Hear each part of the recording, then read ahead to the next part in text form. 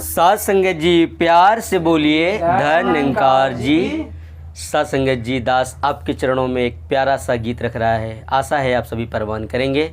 जैसा कि आप जानते हैं हमारे ढोलक पर संगत कर रहे हैं सिवान से चल के आए, बिहार से चल के आए हुए महात्मा जितेंद्र जी और हमारे परम पूज्य महात्मा कमल जी, जो कि इस वीडियो के माध्यम से आप सभी संत महात्माओं को हम लोग कोशिश करते हैं दादा राम कैलाश जी के गाए हुए गीतों को आप लोग अपने अंदाज में दास कोशिश कर रहा है। प्यार से कहिए धन्यकार जी।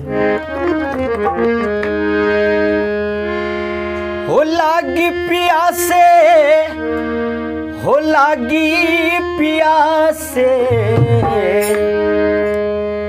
हो लागी प्यासे, हो लागी प्यासे, नजरिया हो मोर लागी प्यासे, नजरिया हो मोर लागी प्यासे, नजरिया हो मोर लागी प्यासे।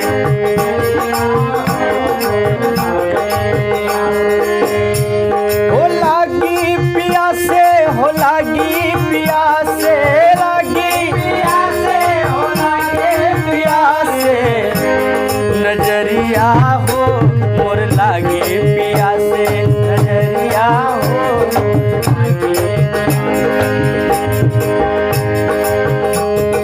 नहीं हरे नगरिया तनिक नहीं लागे,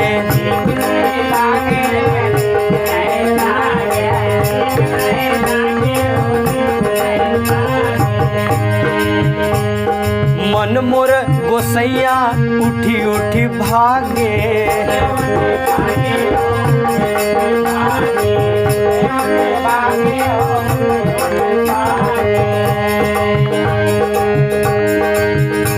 ओ सूरत सुहागिन, ओ सूरत सुहागिन जब जागी हिया से, नजरिया हो मोर लागे पियासे, नजरिया हो मोर लागे पियासे।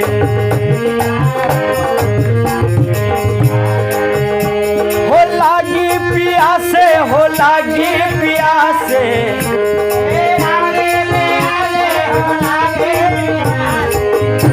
नजरिया हो मोर लागे पियासे।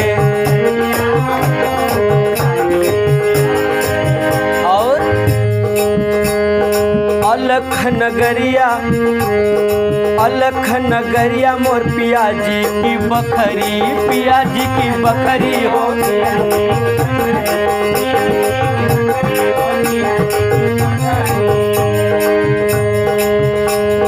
कौने नगरिया से पार हम उतरी, कौने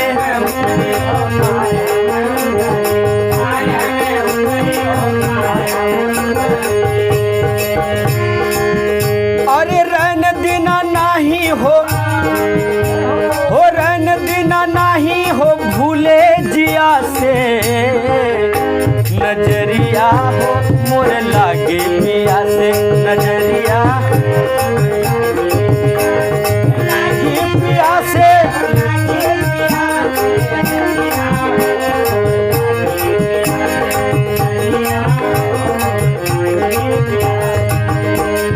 और कहना बा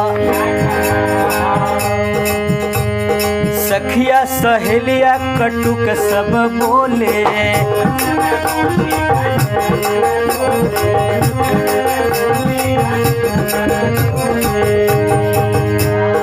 का बोले अपने घट की आँख न खोले,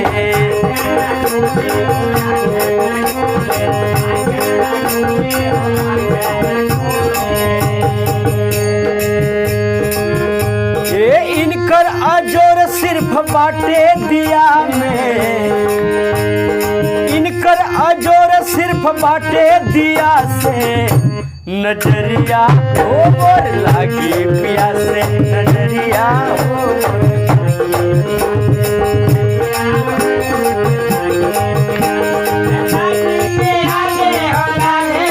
बहुत अच्छे, बहुत अच्छे।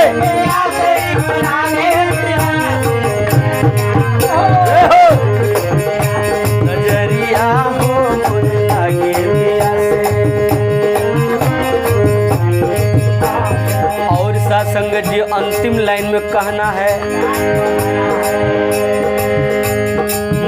सैया की अमृत बानी,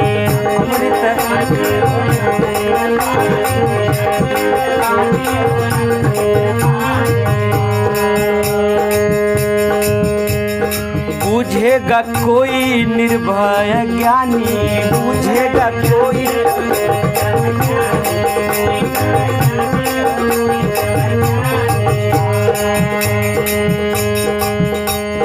गए हम डाक सब दिया लिया से, गए हम डाक सब दिया लिया से, नजरिया हो मोर लागे पिया से, नजरिया हो मोर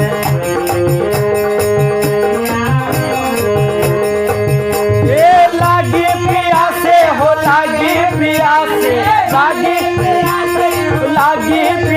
से, नजरिया हो मोर लागे पिया से, नजरिया हो मोर लागे पिया से, नजरिया हो मोर लागे पिया से, नजरिया हो मोर लागे पिया से, नजरिया हो